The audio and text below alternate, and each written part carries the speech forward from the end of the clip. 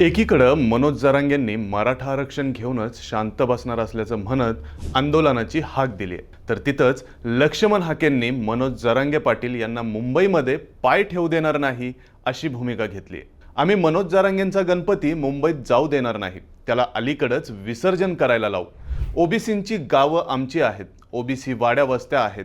तो आमची आय काढत असेल, पुतळे जाळत असेल, आमच्याच माणसांना आमच्या अंगावर सोडत असेल तर आम्ही बांगड्या भरलेल्या नाहीत।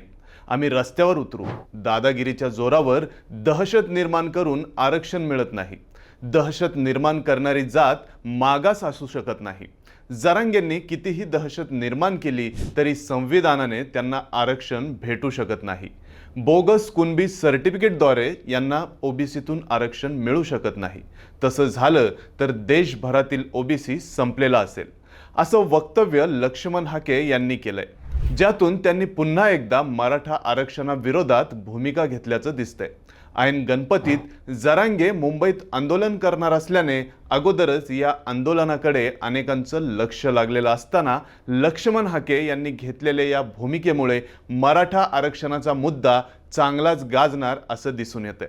शिवाय या दरम्यान हाके विरुद्ध जरांगे यांच्यामधील वादाचा दुसरा अंक पाहायला मिळण्याची देखील शक्यता आहे। तर लक्ष्मण हाके यांनी घेतलेल्या या भूमिकेमुळे ते मराठा आरक्षण विरोधी असल्याचं बोललं जातंय, तर काही जण हाके मराठा आरक्षणाच्या विरोधात नाहीत, त्यांनी घेतलेली ही भूमिका ओबीसींच्या समर्थनातून घेतली आहे असं म्हणतायत। तर यावर तुमचं मत काय? तुम्हाला काय वाटतंय? लक्ष्मण हाके मराठा विरोधक आहेत का ओबीसी समर्थक? ते कमेंट करून नक्की सांगा आणि सोबतच ऑनलाईन नेताच्या पेजला फॉलो करा आणि आपल्या यूट्यूब चॅनलला सबस्क्राईब करायला विसरू नका।